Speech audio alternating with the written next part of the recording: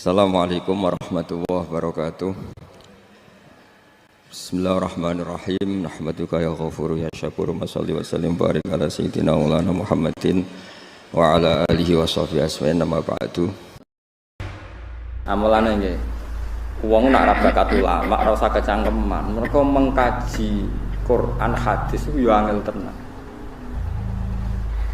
Nggih angel tenan. Sing ra kangelan yo mubalek, kok pelang-pelang sak karepe dhewe menyerapati mikir. Nak fatwa niku sering kula kritik. Nak pidatone kula seneng, pancen lucu, tapi nak fatwane niku kula kritik. Mergo beda tradisinya ulama dengan khutbah atau dengan ya pokoknya dengan khutbah itu beda. Kalau ulama itu setiap hukum sing diutarakno apa niku disambung kaya hukum eksak, kaya hukum matematika. Misalnya ngeten sampean tak bedheki. Cara sampean Abu Jahal itu mendustakan Rasulullah apa ndak? Ndak, sampean jawab saja. Mendustakan. Yakin? Abu Lahab mendustakan. Nah, cara ulama mboten. Abu Jahal sama Abu Lahab itu ndak pernah mendustakan Nabi. Dia hanya punya hitung-hitungan politik. Kalau saya anut Muhammad, aku biasa pemimpin menjadi dipimpin. Tapi hakikat mereka tahu kalau Muhammad itu orang yang benar atau figur yang benar. Niku sing disebut hasadam min indi anfusihim mim ba'di ma tabayyana lahumul haq. Bahwa orang-orang kafir Mekah itu disifati Allah tabayyana lahumul haq. Kebenaran begitu nyata di mereka. Kebenaran begitu nyata itu mendustakan apa enggak? Apa taslim? Iman. Taslim. Mulane sebagian ayat diterangno qad na'lamu innahu la yahzunukal ladzi yaquluna fa innahum la yukadzibunaka. Entek sampean ambek kula. Nggih boten.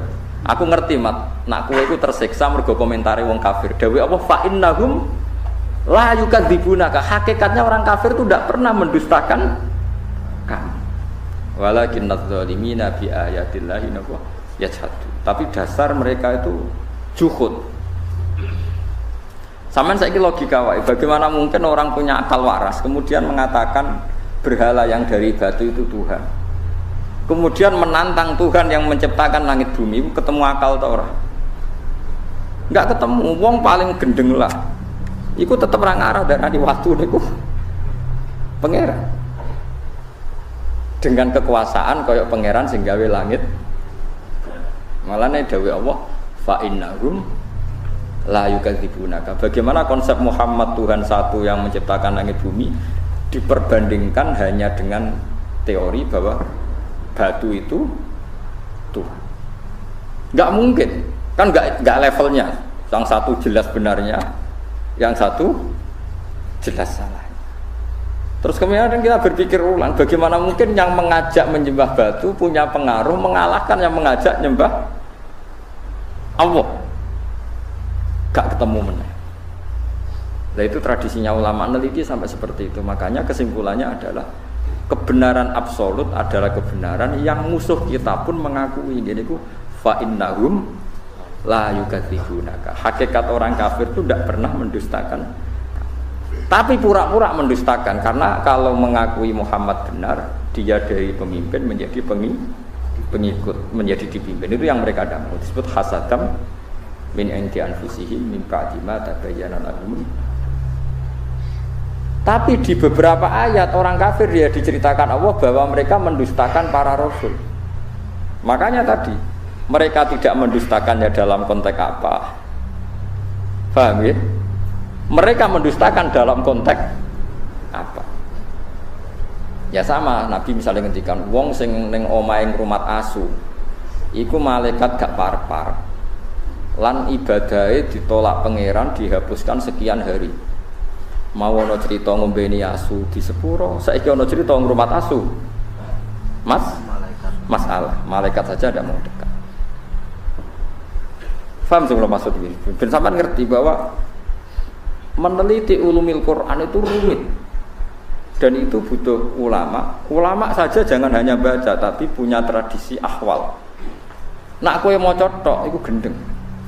Kaya wong maca tafsir Sawi, bariku maca tafsir Jalalain terus diperbandingkan tafsir Ibnu Katsir. Kalau dia tidak punya akhwalil ulama, malah jadi setan. Man ta'allama bila syai'in fa sayhuhu setan. Makanya ada cerita unik. Jadi ulama di situ ya rada unik, ya rada beling tapi belinge ulama. Ana ulama jenenge Akmas, wis gak priyayi, senang masjid, labine dicoplok. Bareng labine dicoplok niku guntingi bulu ketek. Napa cara mriki kelek niku? Pokoke bulu ketek, ya diguntingi. Temenan ning jero masjid gak kelambenan. Sing pas iku ana mubalek pidato. Zaman itu Akmas itu terkenal lah populer. Terkenal. Oleh pidato ini haddatsana ngene-ngene termasuk haddatsanal Akmas ngene-ngene terus cerita fadilah salat macam-macam. Terus jarene Akmas, kamu jangan mendengar mubalek itu, dia itu bohong. Terus setelah itu mubalek itu enggak tahu kalau itu Akmas. Ala tastahiyya syekh, kamu apakah enggak malu di depan orang banyak di masjid napa guntingi bulu ketek di depan umum? Mbok yo diisin barang. Lima ada. Kenapa saya harus malu? Ana fi sunnatin wa anta fi kisbin. Termasuk sunnah, termasuk fitrah adalah guntingi bulu ketek. Ana fi sunnatin. Kowe bodoni. Kok bisa saya ini mubalek, saya ini pidato. Anal Amas. Kowe muni haddatsanal Amas, anal Amas sing jenenge Amas yo aku iku. Kowe muni muridku aku ora kenal kowe.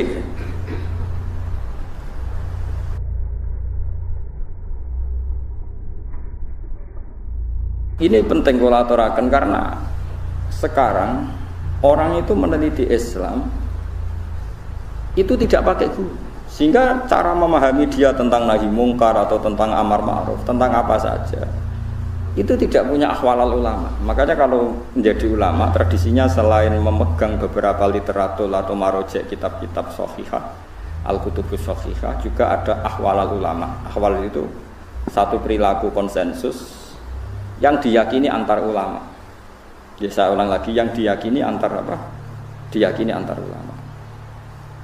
Ini penting kalau aturakan, karena ulama itu punya guyonan banyak yang kita tidak pernah tahu. Misalnya begini, ono wong senengane ngrasani wong.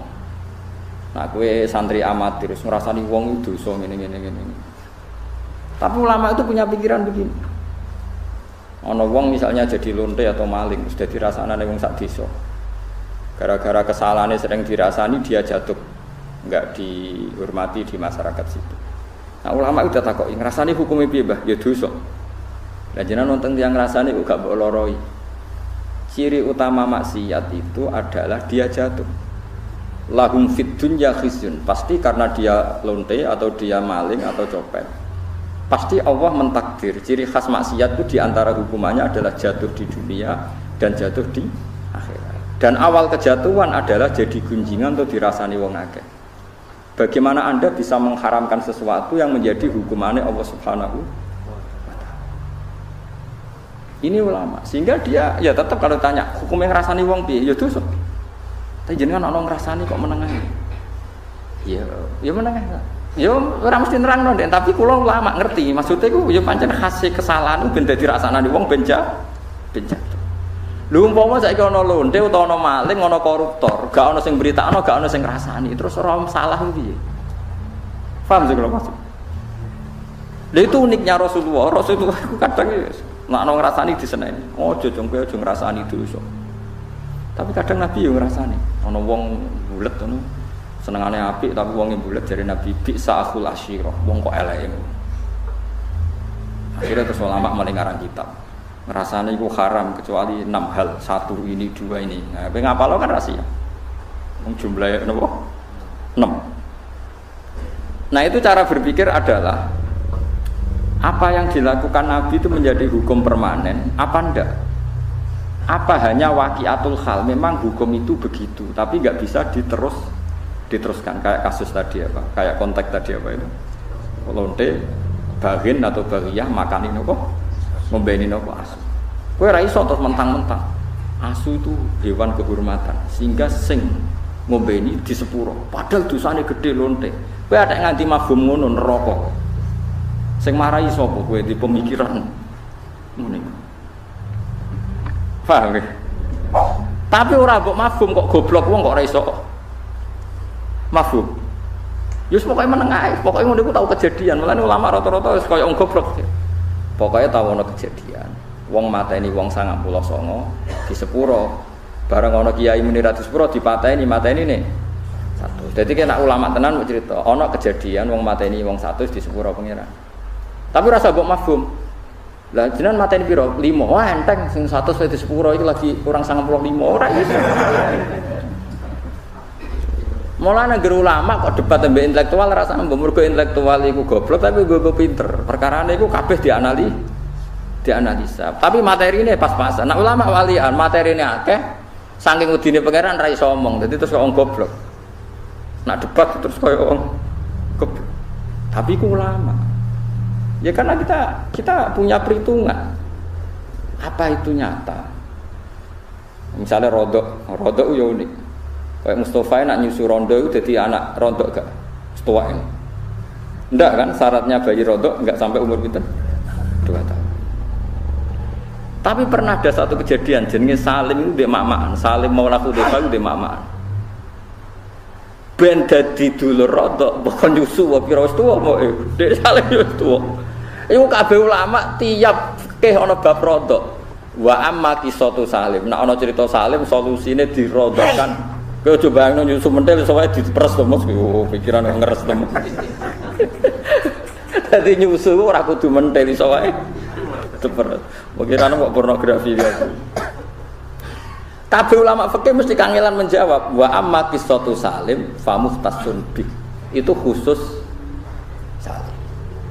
Jadi kadang apa yang dilakukan fatwanya Rasulullah itu kadang kejadian khusus, enggak bisa digeneralisir. Karena kalau kamu generalisir ya bingung tenan. Misalnya di surat yang sama, di surat Tobat ada faqtulul musyrikina haitsu wajadtumuhum satrusik. Bunuh orang musyrik ketika ketemu di mana saja. Di ayat yang sama, di surat yang sama, tapi anak ayat wa in ahadum minal musyrikina stajaruka ya fa'jiru hatta yasma'a kalam. Kalau mereka ingin ngaji ya ulang ngaji sik. Karwane nek diulang ngaji ra iso-iso, ya piye meneh. Tapi nak masalah ra iso ora kudu wong kafir, wong Islam diulang ngaji ra iso-iso kan ya akeh. Ya napa mboten? Apa wong Islam nak diulang ngaji terus iso kan ya ora mesti. Iku paling angel ning bab ulumul Quran. Ya paling sulit. Karena ya memang sulit. Dan enggak perlu dipecahkan. Saya ulang lagi itu enggak perlu dipecahkan. Ya sudah, kita enggak tahu ila yaumil qiyamah enggak apa-apa. Daripada kayak keputusan keliru, satu orang sange keputusan. Ini penting kalau aturakan. Terus di Quran itu seperti itu banyak. Makanya yang dikirim Abbas, ono ayat fahum la yatasaalun, mereka enggak ditanya. Ada ayat waqifuhum innahum mas'ulun, hentikan mereka karena mau ditanya. Ada ayat mereka bisa menjawab. Ada ayat al-yauma nakhtimu ala afwahim, bahwa mereka sudah tidak bisa menjawab karena lisannya ditu. Kalau kamu berdoa itu yang tadarruk itu ya yang sangat sopan wa khufya, secara diam-diam atau secara enggak berlebihan. Terus hanya ayat innahu la yuhibbul mu'tadin. Allah itu tidak suka orang yang melewati batas. Itu termasuk melewati batas dalam doa karena ada unsur mendikte Allah. Saya memberi contoh tadi. Misalnya kita sebagai cowok berdoa, ya Allah saya ingin punya istri cantik, sholihah, nasabnya baik, gak pernah cerewet, gak pernah apa. Itu kan nanti nyarinya juga susah. Nanti kalau Allah menjabatkan itu adanya di surga, ning donya ora payu rabi, kira-kira. Nah itu sudah berlebihan. Terus kalau ada ulama mengatakan doa itu mukhul ibadah, itu maksudnya gini, doa itu bukti kita minta itu bukti kita lemah. Dan merasa lemah itu sudah bagian dari ibadah. Makanya masyhur itu syairnya Abdul Al-Haddad itu. Fadu'ai wabtihali dalilun li iftiqori itu. Jadi saya berdoa itu hanya sebagai bukti saya butuh Allah. Saya sendiri tidak punya kepentingan mustajab apa enggak. Jadi wali-wali yang mengatakan doa itu mukhul ibadah sebetulnya itu malah wali-wali yang dari awal enggak kelintas disembadani apa enggak. Butuhnya dia itu menunjukkan bahwa saya ini lemah. Buktinya posisinya minta. Itu yang dimaksud mukhul ibadah. Tapi kalau kita berdoa terus posisi kita protes. Katanya kamu baik ya Allah, engkau baik. Ternyata enggak juga. Buktinya semua doa saya enggak kamu kabulkan. Wah, ini malah doa kriminal. Jadi yang dimaksud mukhul ibadah itu doa itu bukti Minta itu bukti lemah. Makanya ada syairnya Abdul Haddad maksud fadu'a ibabtihali dalilun li fif tiko. Jadi saya minta engkau ya Allah itu bukti saya butuh. Jadi itu bukan dua hal yang harus dipertentangkan. Jadi kalau doa dikatakan apa? Ibadah karena di doa itu minta. Nah, minta itu bukti merasa kita lemah. Berarti kita sa'il Allah mas'ul. Kita minta Allah yang kita mintain. Kita menengadah Allah yang berposisi memberi. Itu saja sudah cukup sebagai ibadah. Meskipun doa kita tidak mustajab. Karena memang tadi seperti itu. Kalau di ilmu-ilmu tasawuf itu apa ya? Doa itu memang benar-benar sudah mukul ibadah karena tadi perasaan merasa butuh sama Allah itu. Nah, merasa butuh itu, nah kalau kita berdoa merasa butuh sama yang kita minta, itu dalam ilmu tasawuf sudah kriminal, berarti kamu lebih butuh makhluknya. Misalnya begini ya, saya ingin punya rumah bagus, terus setelah punya rumah kredit saya utangnya banyak. Sebetulnya saya itu tidak pernah ingat Allah. Gara-gara utang banyak, kredit jatuh tempo, terus melibatkan Allah. Ya Allah, saya ini utang banyak, ini, terus tolong dibayar. Sebetulnya saya itu ingat utang, cuma Allah tak libatkan kan. Lah itu tidak akan jadi wali. Yang jenis ini tidak akan jadi wali. Saya ingin jadi dosen, melibatkan siapa ya nanya? Melibatkan Allah, terus malam-malam bangun melibatkan Allah. Itu artinya apa? Kamu itu lebih ingin yang kamu minta ketimbang ingin Allah. Kalau wali itu enggak gitu, kangen Allah, terus tahu Allah itu zat pemberi, karena tahu Allah zat pemberi terus minta. Maka yang dikangen itu ya Allahnya dulu. Kalau kita kan enggak, punya kasus dulu, punya keinginan banyak dulu, baru ingat siapa yang bisa ya. Oh Allah, Allah kita libatkan. Ya untungnya Allah baik, mau ramal utang, bukan mikir. Untungnya Allah enggak jawab itu. Jadi itu bedanya wali. Kalau wali itu kangen Allah dulu, baru minta. Kalau kita enggak, banyak masalah dulu, baru melibatkan Allah. Nah yang jenis ini tuh bahaya. Kalau enggak disembadani mesti ngomel ya. Gusti katanya kalau yang minta kamu kabulkan, ternyata ini enggak. Nanti kalau Allah jawab, kamu itu tidak kangen saya, kamu itu kangen uang, kangen perempuan cantik yang kamu inginkan. Terus kamu melibatkan saya. Urusannya apa saya dengan itu, Pak? Makanya tidak usah nuntut karena awalnya sudah saya. Ya saya kira itu ya. Jadi ada ayat apa? Ud'u rabbakum tadarru'aw wa khufyah. Terusannya apa? Innahu la yuhibbul mu'tadin. Itu di semua tafsir dikatakan Allah enggak suka orang yang berlebihan dalam doa. Berlebihan tadi, misalnya minta sesuatu yang terlalu besar, atau permintaan kemarin saja lanu addi syukroh, kita tidak bisa memenuhi mensyukuri, sudah minta lagi. Misalnya seorang jomblo, targetnya kan asal payu nikah. Tapi setelah nikah, bayangkan istrinya solihah, tidak cerewet, itu kan berlebihan. Hilang status jomblo saja belum kamu syukuri, kok sudah minta macam-macam. Jadi harusnya kan syukur dulu ya. Sekedar laku nikah ini kan ada syukur yang harus, seperti jadi dosen juga gitu. Sekedar jadi dosen harus kita syukuri dulu karena menjadi kita tidak nganggur.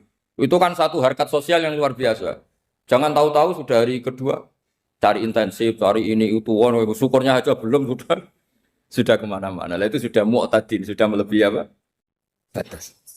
Ya saya kira. Jadi begini ya masalah pendidikan ya. Kalau saya jawab pakai ilmu hakikat saja karena ini keahlian saya.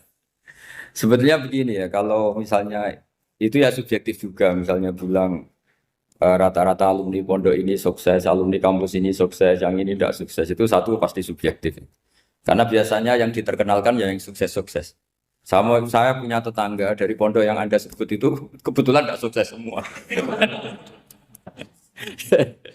Itu jantung saya sampai ngeluh. Saya ini gimana kok? Ya sudah seperti itu kan subjektif. Tapi menyangkut pendidikan itu begini ya, menyangkut hasil dari pendidikan itu. Andai kan kita bicara ilmu hakikat, misalnya kita mondok gitu, mondok kemudian jadi orang miskin, jadi orang yang menurut orang banyak tidak berguna di masyarakat. Ternyata kita ini orang yang kelihatan tidak punya karir, tapi kalau malam sujud sama Allah, punya anak niat memperbanyak orang sujud, terus punya ibu yang sakit-sakitan kita rawat, meskipun kita tidak jadi dosen, tidak jadi menteri. Tapi indah Allah itu luar biasa karena berstatus ngerawat ibu, ngerawat anak, ngerawat istri. Nah Islam itu datang dengan jargon-jargon seperti itu. Sehingga Nabi kalau muji itu ada Uwais Al-Qarni, ini orang yang luar biasa. Ternyata dia itu punya ibu lumpuh yang kalau kemana-mana harus digendong. Ketika tetangga-tetangganya berhasil sowan Rasulullah itu Uwais Al-Qarni tidak bisa karena setiap ibunya dipamitin mau sowan ke Rasulullah itu sama ibunya nggak boleh. Tapi apa yang terjadi? Justru dipuji-puji Nabi sebaik-baiknya kurun. Kurun itu waktu adalah kurun yang ada Uwais Al-Qarni. Saya punya teman, ini kisah nyata, saya berkali-kali ngisi ngaji di komunitas ulama. Ini mungkin tidak bagus untuk kampus, tapi harus saya utarakan supaya ya kita evaluasi. Saya bilang gini, saya ini jadi kiai itu sering iri sama orang goblok. Orang goblok itu barokah kata saya gitu. Itu kiai-kiai kaget semua karena saya bilang orang goblok itu barokah. Saya beri contoh gini, misalnya saya pinter, terus juara MTQ, juara hafal Quran atau juara baca Quran secara tartil. Ujung-ujungnya saya dapat hadiah umroh atau apalah, atau hadiah rumah atau apa. Pertanyaannya adalah mendapat. Saya ulang lagi, mendapat. Sementara ada santri yang bodoh, gara-gara bodoh itu dosen UI yang enggak, jadi kiai yang enggak, akhirnya dia jadi pekerja di Korea. Barokahnya bodoh tadi. Karena di Korea melihat orang ateis, akhirnya dia kepikiran bikin masjid. Sebagian gajinya disumbangkan untuk masjid. Ini bodoh pendiri masjid. Tapi kita gara-gara dosen dakwah di masjid, ini pinter dapat uang dari masjid. Nah ini bukan nyindir, ini biasa saja. Ini maksud saya. Maksud saya, kamu jangan ngabaikan hidup. Akhirnya apa yang terjadi? Saya ini punya teman ini betul. Saya ini kan kecelok dulu tuh Gus Alim. Nasib saya di mana-mana dihormati. Kadang saya merasa dosa. Kok dihormati? Saya punya teman, dulu gobloknya minta ampun sekolah, sekelas sama saya. Gobloknya, soalnya gobloknya harus disepakati. Sudah.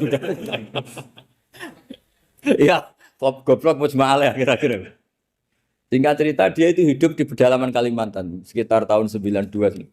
Dulu kan biasalah di dalam hutan itu pasti ada penebangan hutan macam. Dia ada bosnya, yang jelas dia ada bosnya. Saya yakin juga agak kriminal. Karena dia tidak yang illegal logging. Pokoknya ditakdir dia hidup di tengah hutan. Ikut orang. Setelah itu dulu nggak ada HP. Sering kirim surat ke saya, Gus, saya ini hidup di tengah hutan. Tapi saya ini Muslim pernah mondok. Kalau nggak bikin Jumat itu nggak enak. Bikinlah dia Jumatan. Nah karena dia pernah ngaji fikih Syafi'i, kalau Jumatan nggak ada orang 40 itu harusnya zuhur tidak Jumatan. Tapi orang yang kerja di situ tidak mau. Wong dino Jumat kok zuhuran loh Pak. Kalau dino Jumat ya Jumatan ya. Tanya saya, Gus itu kalau ada kaulnya enggak supaya Jumatan ndak orang 40 sah. Singkat cerita dia lama-lama jadi pendiri masjid di situ. Dia punya sedikit gaji ya dipakai masjid, punya sedikit tanah diwakafkan untuk masjid. Artinya apa? Indah ini banyak orang bodoh, ternyata di komunitasnya dia muassis, pendiri, pemberi. Sementara kita yang kecelok pinter, dapat umroh, dapat bonus. Kira-kira nanti kita ketemu Allah. Kamu pernah nyumbang Islam apa? Yang bodoh jawab, oh nanti Gusti bikin masjid di pedalaman. Kita yang pinter. Kayaknya kalau memberi, enggak lah Gusti. Reputasinya mendapat. Ketika Nabi memenangkan perang Badar, itu ada Asra Badrin, tawanan-tawanan perang Badar. Nabi suka musyawarah, suka rembukan. Ya Abu Bakrin, menurut kamu tawanan ini diapakan? Kata Abu Bakar, hum asyiratuka. Mereka itu keluarga engkau, orang-orang Quraisy. Ya dibebaskan saja. Pakai tebusan. Nanti uang itu kita kelola supaya jadi penguat Islam. Dan orang-orang ini merasa utang jasa karena harusnya dibunuh tapi kita bebaskan. Terus tanya, bagaimana kamu ya Umar menurut kamu? Kata Umar, ini kan orang-orang yang dulu ingin bunuh kamu. Yang ingin menghabisi jenengan, ingin dan sudah ngusir jenengan. Ya setelah ketangkap ya dibunuh kok repot. Apa kata Rasulullah? Rasulullah spontan ngendikan, innama salaka ya Abu Bakrin kama sali Ibrahim. Kamu ibarat kayak Nabi Ibrahim. Izqala faman tabi'ani fa innahu minni wa man asani fa innakal ghafurur rahim. Jadi Nabi Ibrahim itu unik. Melihat umat itu sesyafakoh itu. Syafakoh itu banget sayangnya. Nabi Ibrahim cara berpikir, faman tabi'ani fa innahu minni. Orang yang ikut saya ya Allah pasti golongan saya. Tentu layak masuk surga. Wa man asani, orang yang mendurhakai saya, fa innakal ghafurur rahim. Engkau Maha Pengampun. Bukan yang mendurhakai langsung masuk neraka, enggak. Engkau Maha Pengampun. Wa masalu kayak Umar kama salin Nuh. Iskola robbila tadar ala arti mel kafirina dajara. Umar, kamu mirip Nabi Nuh. Inginnya semua orang kafir dihabisin. Ya masyhur kan Nabi Nuh itu enggak ingin ada orang kafir sampai ada banjir tufan. Nah kalau sampean tanya bedanya apa dengan garis keras sekarang? Bedanya ya beda sekali. Kalau Nabi Nuh benci sama orang kafir itu diserahkan yang punya. Sehingga yang punya yaitu Allah yang menghukum dengan banjir bandang. Tapi kalau kita kan kadang kita bertindak sendiri. Jadi potensi disalahkan. Yang jelas dalam hadis-hadis sahih, Nabi Nuh itu tidak bisa mensyafaati karena itu. Ketika diminta syafaat, ini hadis sahih bukan ada di Bukhari, ada di Muslim. Karena biasanya kalau di kota itu ditanya, ini sahih enggak? Untungnya yang tanya kadang enggak paham, ini alhamdulillahnya. Jadi, wah repot. Nabi Nuh itu diantara sebabnya enggak bisa mensyafaati adalah pernah corong Jawa maksudno kaume. Kalau dalam bahasa Arab itu da'a li Zaidin berarti mendoakan positif. Kalau da'a la Zaidin mendoakan negatif. Kalau orang Jawa itu ada doa, ada pasot. Nabi Nuh adalah orang yang pernah maksudkan kaumnya. Nah, saya cerita sedikit tentang Nabi Nuh dan Nabi Ibrahim. Nabi Ibrahim dianggap tadi cerminannya Abu Bakar, dianggap niru Ibrahim, cerminannya Umar, dianggap niru Nabi siapa? Nabi Nuh. Lalu kalau sampean tanya, bedanya gimana? Begini logikanya. Kita mengkaji secara akademik begini. Ada ulama besar, namanya Abdul Hasan Asyadzili, itu masyhur di Indonesia menjadi Thariqah Asyadziliyah. Terus ada seorang muridnya minta gini, ya Abdul Hasan Asyadzili, tolong saya dikasih ijazah supaya saya tidak pernah maksiat di bumi ini. Karena saya takut sama Allah, kalau saya maksiat itu merasa tidak nyaman dengan Allah. Abdul Hasan Asyadzili ini malah marah besar. Atuhibbu alla tadhharu maghfiratu. Kalau kamu tidak pernah maksiat, berarti kamu suka maghfirahnya Allah Ta'ala itu tidak kelihatan. Karena tidak ada yang maksiat. Tapi bukan dukung kamu yang tidak. Ini cerita ilmiah. Tapi kalau Said Abdul Al-Haddad, itu kebalikannya. Ada orang fasik gitu, hidup berkeliaran, mengganggu masyarakat, ganggu ketertiban agama. Ada kiai atau siapa gitu mendoakan supaya tobat atau dikasih panjang umur supaya nanti bisa tobat. Itu beliau, Said Abdul Al-Haddad marah besar. Man da'a li fasikin bil baqa faqad ahabba ayyusawahu fi ardi. Orang yang mendoakan orang fasik hidup berarti dia suka Allah dimaksiati di buminya. Jadi akhirnya jadi kutub besar, yang satu Sadziliyah, yang satu Haddadi. Kenapa ya? Karena tadi yang satu cerminan Nabi Isa, yang satu cerminan Nabi Yahya. Sebagaimana sabda Rasulullah tadi, ulama ummati ka ambiyai bani Israil. Juga masyhur dalam aplikasi pengajaran juga gitu. Masyhur sekali dalam kitab-kitab diceritakan. Kalau Said Abdul Haddad, kalau ada orang sowan itu, kamu ngaji sama siapa? Sama si A. Gitu. Pernah nangis gak pas ngajar? Gak pernah. Udah gak terus, gak usah diterusin ngaji orang seperti itu. Hatinya atas, ya. Wong orang iso nangis. Ya.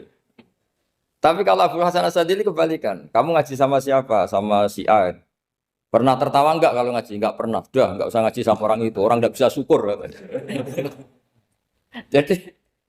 jadi itu manhaj besar. Nah akhirnya orang-orang kayak kita ini enggak jelas semua. Nangis ya bisa, syukur, guyu ya bisa. Cuma celakanya kalau kita nangis karena enggak punya uang, kalau guyu karena punya uang. Itu masalahnya.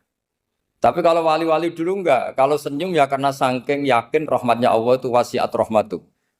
Kalau nangis ya karena takut azabnya Allah. Kalau kita kan enggak, sangat-sangat materialistik. Ini yang membedakan kita. Sebenarnya nangis dan senyum itu satu keharusan karena Allah punya madharul jalal. Ketika Allah dengan sifat keagungannya, maka kita ini coro Jawa serako bersenyum. Tapi Allah itu kadang sebagai madharul jamal. Adanya satu keasikan. Sehingga yang merengut itu yang salah. Makanya dalam ilmu tasawuf, kutub wali itu hanya dua. Allah dengan madharul jalal, dengan Allah yang madharul jamal. Contoh madharul jalal misalnya gini. Ketika Nabi Musa ingin melihat Allah, saking kangennya ingin melihat Allah, Rabbi arini anzur ilaik. Ya Allah, saya beri hak untuk melihat engkau. Allah dengan jalalnya gini, Allah itu qadim, superior. Tentu gak layak tersentuh barang hadis. Barang hadis itu makhluk. Sehingga ketika falam mata jalla rabbuhu lil jabali ja'alahu dakka wa kharra Musa sa'iqa. Sehingga enggak levelnya apapun hebatnya Nabi ini tetap makhluk. Sementara Allah itu qadir. Enggak kuat. Makhluk yang fana ini, yang profan ini enggak kuat. Enggak kuat menampung zat yang qadim, yang superior. Sehingga gunung pun hancur. Nabi Musa pingsan. Tapi ketika Allah dengan Madharul Jamal. Madharul Jamal itu Allah dengan keindahannya, dengan kasih sayangnya. Memberi hak makhluknya untuk melihat. Nah di sini ini Allah sering ngendikan wujuhu yauma idzin nadhirah ila rabbiha nadhirah. Nanti ada wajah-wajah yang di surga itu melihat saya kata. Tapi apakah betul melihat kayak saya melihat dosen, melihat Pak Rektor, melihat teman-teman itu tidak bisa. Karena Allah itu qadim, sehingga meskipun manusia ahlul jannah melihat Allah, tetap Allah ngendikan la tudrikuhul absar wa huwa yudrikul absar. Karena Allah di balik jamalnya ya punya jalal, di balik jalalnya juga punya jalal. Sehingga selalu di Quran itu diulang beberapa kali supaya proporsional. Nah, kenapa ahli sunnah tetap berkeyakinan Allah bisa dilihat? Logikanya begini.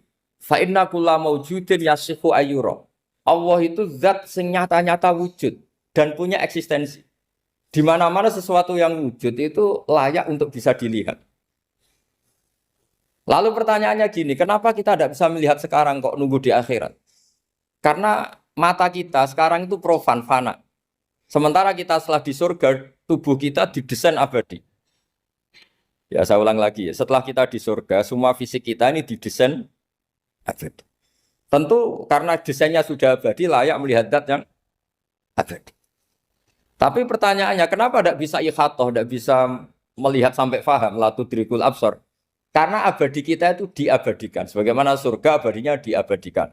Neraka diabadikan. Sementara Allah abadi dengan dirinya sendiri, yaitu Al-Qayyum, atau dalam bahasa ngajinya Qiyamuhu binafs. Nah lalu pertanyaan, makanya Mu'tazilah itu menentang betul kalau orang di surga bisa melihat Allah. Cara berpikir Mu'tazilah, melihat itu artinya yang dilihat ada arahnya. Sementara Allah terbebas dari arah. Tapi kata ahli sunnah cara berpikir tidak seperti itu. Melihat itu pokoknya tahu. Nah, tahu karena mata itu karena kita ditakdir tahu itu karena mata. Sebetulnya yang menjadikan tahu itu tidak mata.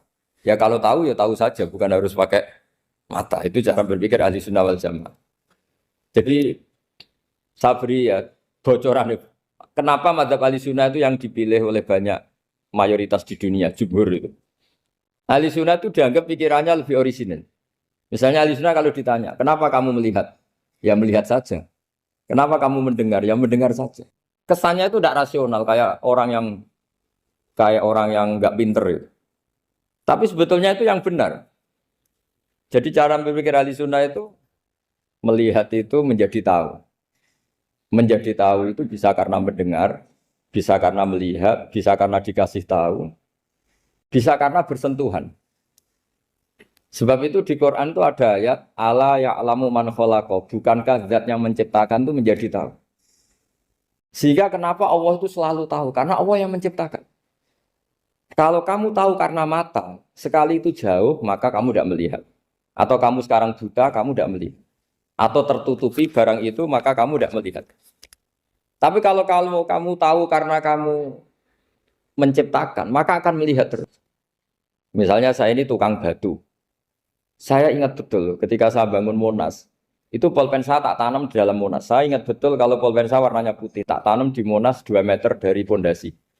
Setelah saya pulang ke Jogja ditanya, di dalam Monas ada apa? Ada pulpen. Posisinya 2 meter dari pondasi. Kenapa saya tahu? Karena saya yang menciptakan. Nah, karena menciptakan ini sehingga tahu saya akan terus-menerus. Tapi kalau tahu karena mata sekali barang itu tertutupi, nggak tahu. Misalnya saya tahu jenengan karena dekat sekali jenengan kemana-mana saya sudah tidak tahu. Tapi kalau saya menaruh sesuatu di tubuh Anda, sehingga kamu kemana-mana tetap tahu bahwa barang itu ada di tubuh. Nanti kalau ada yang protes, tapi bisa saja Gus barang itu dicuri orang kemudian Anda tidak tahu. Yang menjadi tidak tahu karena saya sudah tidak menciptakan suasana itu. Selagi saya yang menciptakan, maka akan tahu terus. Nah, tapi karena Allah ini menciptakan semua yang ada di bumi, maka Allah tahu terus. Jika Allah tahu cara bikin kuman, terus tahu bahwa manusia itu punya kuman, kumannya punya organ, organnya juga punya kuman.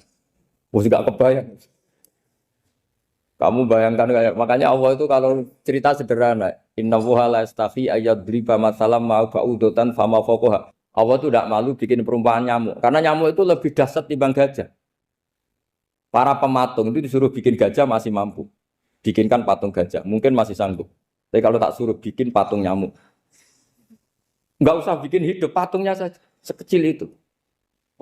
Padahal nyamuk kecil itu punya organ tubuh. Lalu bikinnya organ tubuh nyamuk itu kayak apa? Organnya punya kuman, kumannya punya organ, organnya juga punya kuman.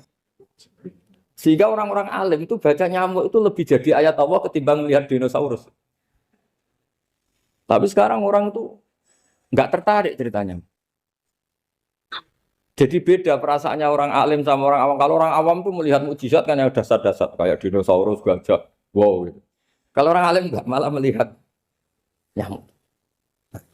Kealiman seperti itu terjaga di umatnya Muhammad, di umatnya Rasulullah Muhammad SAW. Karena ketika umat ini nggak ditunggui para nabi, itu Allah menjamin Muhammad, ulama umatmu nanti punya kemampuan seperti nabi.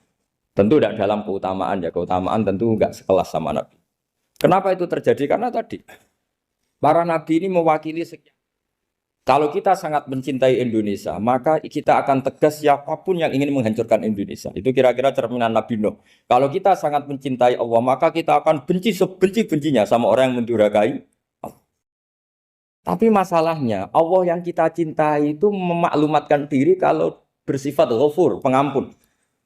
Sehingga kalau kita terlalu kasar, ini kan yang kita cintai bersifat ghafur kok kita kasar. Di sini Nabi Ibrahim. Beliau sangat mantel sekali sama yang durhaka sama Allah. Tapi yang mau mantel gimana? Zat yang mengajarkan itu bersifat ghafur. Maka kita mau tidak mau. Makanya ada riwayat mengatakan takhallaku bi akhlaqillah. Kamu bertata krama kayak akhlaknya Allah. Akhirnya ya sudah. Kita mau apa coba? Kira-kira kalau kamu mencintai seseorang, itu potensinya kan dua. Protektif. Ada telepon itu dari siapa? Cewek atau cowok? Protektif. Itu bukti cinta atau bukti suudon? Kan tidak tahu. Tapi misalnya kamu cinta perempuan terus WA-an sama lelaki gak apa-apa, jalan sama lelaki gak apa-apa, sama masa lalunya pacarnya juga gak apa-apa. Itu cinta apa pembiaran? Kan sama-sama gak jelas. Nah kira-kira mencintai Allah itu kira-kira analoginya seperti itu. Kalau yang satu protektif, Allah harus zat satu-satunya yang disembah. Gak boleh didurhakai, gak boleh dikhianati. Sehingga ini sangat keras sekali. Nah, ini Nabi Nuh. Di sini ada Nabi Ibrahim. Karena orang yang zat yang kita cintai bersifat ghafur. Jika kalau kita terlalu tegas beda dengan sifatnya Allah yang bersifat ghafur. Nah umatnya Nabi seperti itu mulai dulu. Ada yang moderat, ada yang keras, ada yang setengah keras, setengah moderat. Ada yang ngambil sikap, oh udah mangan turu, ngenteni mati. Itu lebih baik itu timbang punya istihad tapi gak jelas, mendingan. Itu ada riwayatnya. Suatu saat ibadah akhir umatku terbaik adalah tidur. Maksudnya tidur itu gak ngambil sikap, masyhur itu.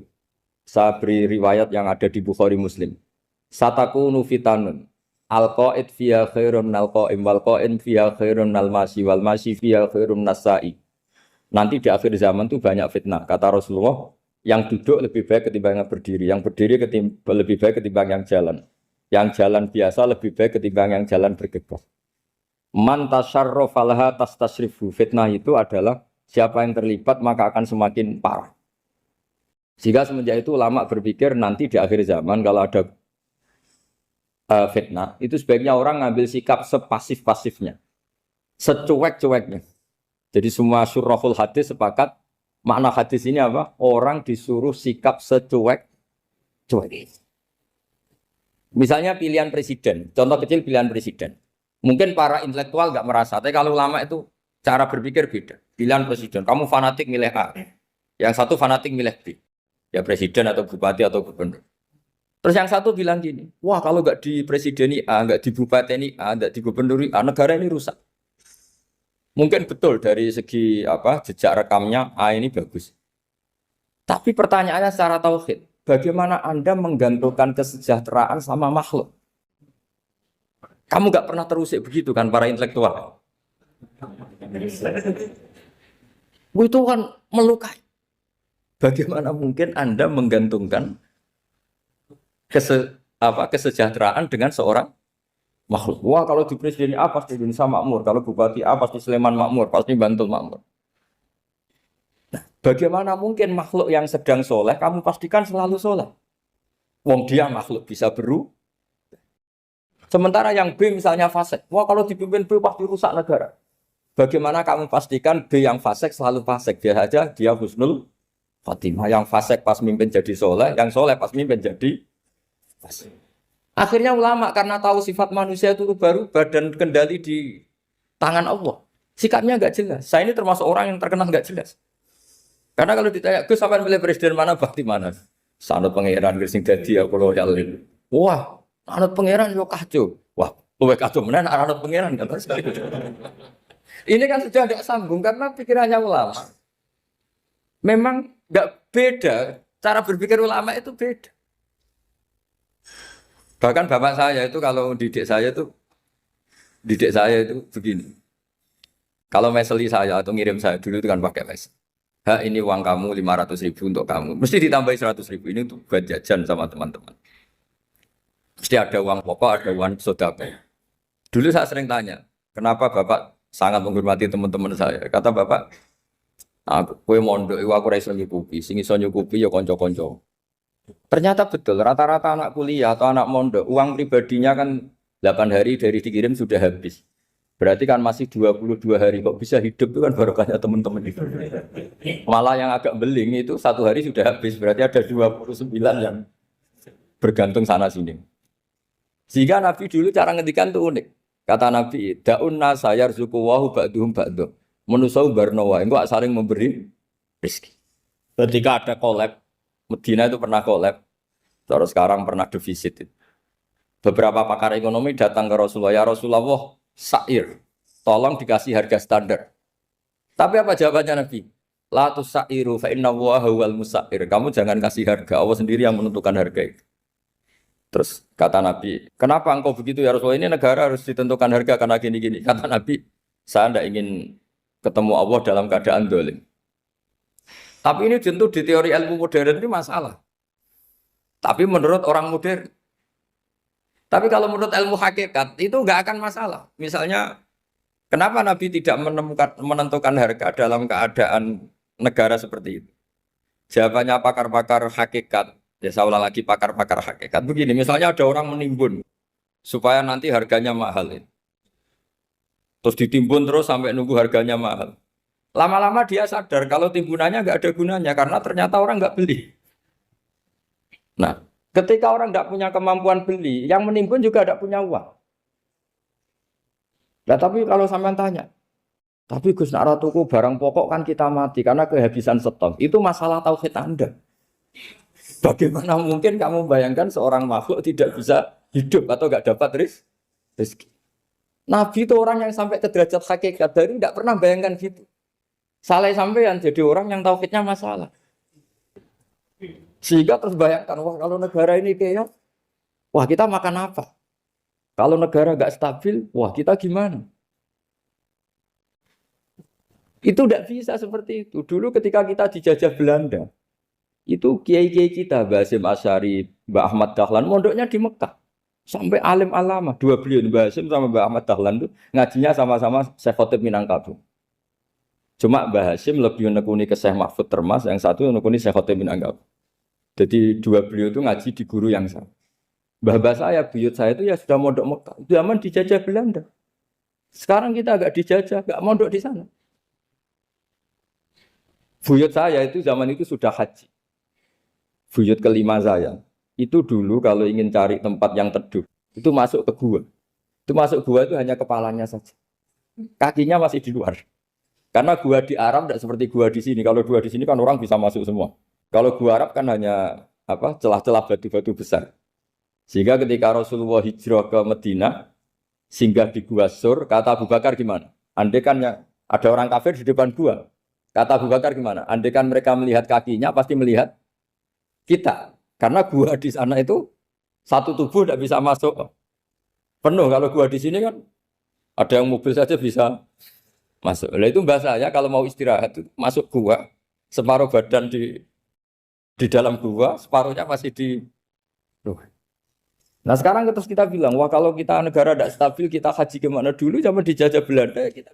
Jadi yang berusaha terangkan di antara sifat dasar orang-orang baik adalah di mana saja, kapan saja itu memberi manfaat. Termasuk tentu saat paling sulit.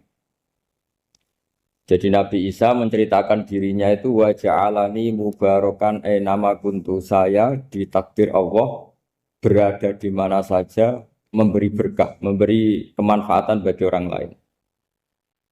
Ada beberapa cerita tentang Nabi Isa, jadi perlu diketahui ada 3 nabi yang seperiode, satu Ibrahim dan Nabi Lut. Ibrahim itu sama Nabi Lut itu pernah paman. Kedua Nabi Musa dan Harun. Sebetulnya yang jadi nabi itu Nabi Musa, tapi Nabi Musa karena alsak, lisannya Anda jelas, minta Nabi Harun, ya tentu minta kepada Allah supaya Nabi Harun jadikan nabi. Terus ketiga, Nabi Isa dan Yahya. Yahya bin Zakaria, terus Isa ini pernah keponakan Zakaria. Kira-kira kalau di Jawa ya misanan antara Yahya dan siapa? Isa. Jadi ada 3 nabi yang seperiode. Tapi yang paling berkompeten, yang sederajat kira-kira seperti itu hanya Isa dan Yahya. Karena Nabi Lut dan Nabi Ibrahim itu beda level. Karena Lut ini pernah keponakan, jadi hubungannya kira-kira yang murid dan guru. Terus Musa dan Harun itu juga nggak level, karena Nabi Harun ini jadinya Nabi itu atas permohonan Nabi Musa. Sehingga meskipun Harun itu kakaknya, tapi nggak berani bantah. Jadi Nabi Musa itu dalam cerita, beliau itu alsak. Alsak itu lesannya agak kedal. Tapi ini alsak yang barokah. Jadi dulu ceritanya Musa kecil karena dia seorang Nabi, beliau seorang Nabi. Itu kalau melihat Fir'aun itu mangkelnya bukan main. Padahal kecilnya dirawat Fir'aun. Singkat cerita mulai kecil sudah usil. Kalau melihat Fir'aun itu ya jenggotnya dipakai mainan. Pokoknya nakal.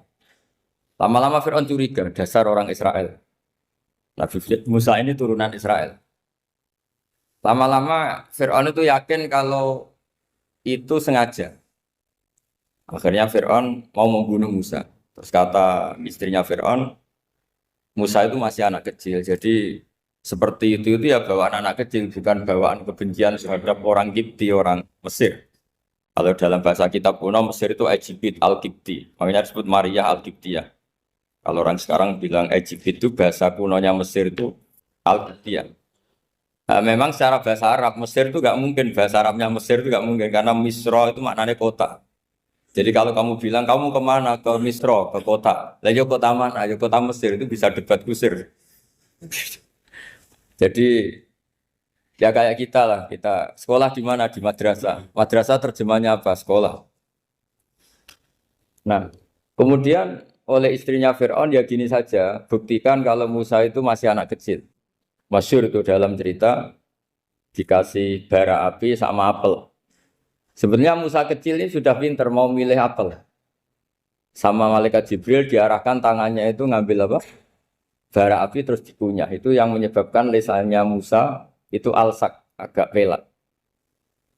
Nah ketika jadi Rasul itu akan repot karena nanti harus pakai penerjemah. Jadi seorang Rasul tapi lisannya tidak apa? Cakap. Akhirnya Nabi Musa realistis ngendikan ketika diutus wa akhi Harun wa afsahu minni lisanan fa arsilhu ma yarid ay yusaddiquni inni akhafu ay yukadzibun. Ya Allah, saudara saya Harun itu lisannya lebih fasih. Tolong jadikan dia Rasul sebagai penguat saya. Akhirnya Allah mengabulkan doanya Nabi Musa, kemudian Harun dijadikan sebagai apa? Rasul. Sehingga meskipun satu angkatan, Harun dan Musa ini enggak level. Artinya enggak level itu ya Harun yang takut Musa. Terus ketiga ini Nabi Yahya dan Nabi Isa. Ini umurnya ya seangkatan, kecerdasannya, jadi nabinya sama-sama mulai kecil. Kita tahu Nabi Yahya termasuk yang diberi kitab Allah, ya Yahya khudil kitab biquwwah wa atainahu hukma sobiyya. Yahya berpeganglah kitab secara kuat dan dia saya kasih kenabian ketika kecil. Sama dengan Nabi Isa yang disebut wa yukallimun nasa fil mahdi wa kahla. Sehingga karena selevel, dua nabi ini menjadi figur besar dalam manhaj, dalam metode dakwah. Dua, karena masih misanan tadi, kalau Jawa kira-kira mirip misanan. Dua nabi ini kalau memilih satu kampung, itu kalau Nabi Yahya, itu milih kalau singgah di satu kampung, Nabi Yahya mesti tanya, orang sini yang paling soleh siapa, yang paling baik siapa. Ya terus singgah atau nginap di rumahnya orang baik tadi. Tapi kalau Nabi Isa enggak, orang sini yang nakal siapa, yang paling beling siapa. Terus Nabi Isa singgah di situ. Akhirnya ada pertanyaan dari Nabi Yahya, lima tanzilu ala syirarin nas. Kenapa kamu selalu singgah di orang-orang nakal? Syiror itu orang-orang nakal. Masyhur itu Nabi Isa menjawab, ana tabibun udawil mardo. Di mana-mana Nabi itu ibarat seorang dokter, kerjaannya tentu menyembuhkan orang-orang yang apa? Sakit. Jadi dua nabi ini sering berdebat, tentu debat yang baik, dan itu menjadi cara Jawa itu punjeri ilmu. Jadi manhaj ilmu besar antara Yahya dan Isa. Begitu juga Nabi Yahya itu kelihatan agak rileks, panik, saking takutnya sama Allah. Kalau Nabi Isa itu rileks, pokoknya kumpul orang-orang nakal itu ya rileks. Akhirnya ada dua pertanyaan sekaligus nanti jadi dua manhaj. Kenapa kamu sering masam itu, sering kalau bahasa Arab itu abasa ya. Terus yang Nabi Yahya balik bertanya, kenapa kamu sering senyum, sering tertawa? Kenapa memangnya terus? Ka'annaka ta'manu mimakrillah. Kamu sering senyum kayak kami sudah terbebas dari azab Allah, dari ditegur Allah, seakan-akan kamu orang paling benar yang nggak akan salah. Nabi Isa balik tanya, sama kamu sering masam, sering meru, ka'annaka taqnatu min rahmatillah, seakan-akan kamu putus asa dari rahmatnya Allah. Sehingga kemudian itu jadi manhaj besar. Kalau terlalu senyum, ya dianggap orang yang kayak nggak punya perasaan dosa. Tapi kalau terlalu masam, terlalu merenggut, seakan-akan rahmat Allah itu terbatas. Sehingga seakan-akan Allah itu rahmatnya nggak cukup lah untuk mengelola manusia ini. Sehingga itu jadi metode besar yang masyhur itu dalam sebuah hadis Nabi ngendikan, ulama ummati ka ambiya ibani Israel. Ulama umatku itu kapasitasnya atau fungsinya atau manfaatnya setingkat nabi-nabi Bani apa? Israel. Karena ketika umat ini nggak ditunggui para nabi setelah Rasulullah SAW, itu yang nunggui hanya ulama. Tapi ulama ini sudah cukup mewakili para nabi Bani Israel. Dan banyak syurrahul hadis, para menyarah hadis mensarahkan, Nabi tidak ngendikan ulama ummati kamisli seperti saya, tapi ka'ambiyai Bani Israel, bagaimana nabi-nabi Bani Israel. Nabi Bani Israel itu macam-macam. Termasuk ada yang tidak nikah, yaitu yang bernama Yahya dan Isa. Delala umatnya Nabi itu ada orang alim alamah yang ilmunya melegenda, yaitu namanya Imam Nawawi. Itu tidak nikah. Sampai kabudut. Meskipun dalam ajaran syariatnya Nabi, an-nikah sunnati, tapi selalu ada orang yang ditakdir tidak nikah. Karena masyhul, karena sibuk ngurus ilmu. Bukan karena tidak laku, yang jelas itu bukan karena tidak laku. Imam Nawawi itu ganteng, orangnya ya normal. Tapi karena sibuk nulis, beliau sampai kabudut itu tidak nikah. Imam Sibawayh itu suka sekali sama ilmu, menjadi istri utamanya ya ilmu. Dia ganteng, Sibawayh itu maknanya tuh apel, dia ganteng sekali, sampai banyak cewek yang senang. Akhirnya dia nikah. Tapi nggak pernah dikumpulin. Dia belajar terus. Ketika beliau ke pasar, dulu nggak ada supermarket, beli kertas, kitabnya dibakar semua sama istri. Dikira istrinya terus mencintai dia, malah diceraikan. Itu siapa Imam Sibawayh. Terus ada umatnya Nabi yang paling unik di dunia. Mungkin Pak dosen, saya kiai pun nggak bisa nih. Tuh ada orang tuh ganteng sekali, istrinya cantik sekali. Itu tahu-tahu sudah 10 tahun tidak pernah hubungan suami istri. Karena ketika si suami itu tahu istrinya cantik, itu langsung sholat sujud syukur, sholat terus. Saking senengnya punya istri cantik. Yang istrinya cantik juga solihah, tahu suaminya ganteng ya terus sholat terus syukur. Itu sampai berhari sampai bertahun-tahun. Terus ketika ketemu, cocokan, dek kita sudah nikah berapa? Terus dilihat, kayaknya sudah 10 tahun, tapi tidak pernah hubungan. Oh itu nggak kebayang itu. Ganteng sama cantik. Kalau jelek sama jelek itu mungkin. Yang satu bilang naudzubillah, satu itu kan nunggu rafa saja. Ini enggak ganteng sama cantik. Nah, kenapa kualitas ulamanya Rasulullah itu bisa seperti Nabi Bani Israel? Karena agama ini, umat ini sudah ada ditunggui para nabi. Jika mau tidak mau kualitas ulama, alhamdulillah barokahnya Nabi itu berkualitas kayak nabinya Bani Israel. Soal kebahagiaan, nenek moyang pulau jenengan tuh anaknya banyak. Dijajah Belanda, jajah Jepang, ya nyatanya anaknya banyak-banyak. Itu kira-kira bahagia apa enggak? Nah, artinya gini, ya tentu kita tidak ingin dijajah itu tentu ya. Tapi kita ini selalu latah. Wah kalau ekonomi jatuh kita makan apa? Kalau kita dijajah kita tidak perlu seperti itu. Rahmatnya Allah Ta'ala itu akan adrokatna. Rahmatnya Allah Ta'ala akan menemukan kita. Apapun kondisi kita, apapun keadaan kita. Ini cara berpikir tauhid. Sehingga Nabi itu tidak pernah bayangkan umatku narata tunggoni piye, ditunggoni Allah. Sehingga masyhur dalam hadis-hadis sahih, la tazalu ta'ifatun min ummati dzahirina 'alal haq la yadurruhum man khadalahum wala man khalafahum wala man nawa'ahum. Selalu di umatku ada kelompok-kelompok yang selalu membela kebenaran dan tidak akan terkalahkan oleh kesesatan di akhir zaman. Kenapa? Cara berpikir orang tauhid itu sederhana begini. Allah menamakan dirinya Al-Hadi, penunjuk jalan. Dan sifat Allah pasti nafidah karena Allah tidak terkalahkan. Sama seperti Allah menyifati dirinya Ar-Razzaq, Ar-Razik yang memberi rizki. Maka orang segoblok apapun, selumpuh apapun, selemah apapun tetap dapat rizki. Sama, Allah mensifati dirinya Al-Hadi, memberi petunjuk. Maka zaman serusak apapun orang tetap dapat petunjuk. Sehingga kita tidak perlu khawatir, wah nanti zaman kalau sudah rusak nasib Islam gimana? Ya coba sekarang, nasib Islam gimana? Ya baik-baik saja. Dulu ditunggoni wali songo ya banyak orang Islam, sekarang nggak usah wali songo. Ditunggui dosen-dosen yang ngajar aja tunggu digaji. Kiai pidato ya ada yang beri salam template. Itu kalau nuruti definisi ikhlas itu tidak ada yang masuk. Tapi meskipun demikian agama juga jalan. Kenapa agama ini jalan? Karena Allah Al-Hadi, penunjuk jalan. Ketika Allah mensifati dirinya penunjuk jalan dan sifatnya Allah pasti nafidah, pasti terjadi. Karena Allah tidak pernah gagal. Sehingga agama ini akan ada terus sampai akhir zaman. Coba Amerika kayak apa? Islamfobia. Di Amerika tambah lama tambah banyak Islam. Eropa juga gitu. Australia juga gitu. Anda kan nuruti teori sosial. Sudah dunia sudah materialistik kayak gini, orang dohirnya itu akan meninggalkan agama. Nyatanya tidak juga. Saya pernah di Korea seminggu. Itu di negara ateis.